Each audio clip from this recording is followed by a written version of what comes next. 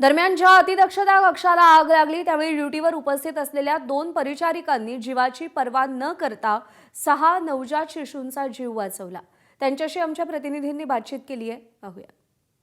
जे ड्युटीवर परिचारिका होते ते आपल्यासोबत आहे आणि त्यांचा सुद्धा हात जाळा आणि खरोखर यांचं कौतुक करावं लागेल, कारण यांनी वेळेवर जे नवजात शिशू आहे त्यांना काही काय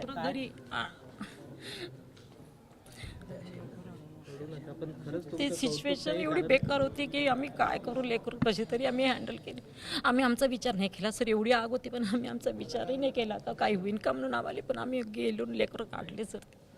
डॉक्टर स्फोट झाला सर, आपोआप स्फोट झाला तो।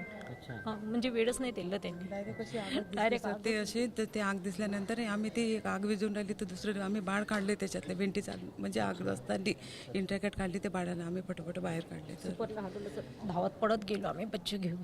किती बालक होते? 9 बाळं होते ना। ते 6 बालक तीनचा दुर्दैवी मृत्यू सर काहीच नाही, म्हणजे काही दिसतच नव्हतं। खूप प्रयत्न केले सर आम्ही, बच्चे माहिती नाही काय झालं त्या बाळाला, नाही सांगत। खरं तुमची सूचकता हे झालं त्याच्यामुळे 6 बाळाचा जीव तरी वाचलेला आहे। लेकरं दिसत होते सर, लेकरं दिसत होते ते, म्हणजे ते आग आणि ते लेकरं काय करावं काय नाही समजत नव्हतं, पण आम्ही आमचे प्रयत्न केले सर। तुमचं पण हात जळायला सांगा। या दृश्यामध्ये बघू शकतो आपण की अक्षरशः या परिचारिका आहे त्यांनी तुमचं नाव काय? मी सुरेखा धनविजय कीर्ती गणवीर। कॅमेरामॅन अमोल देशमुखचा प्रणय निर्माण, ABP माझा, अमरावती।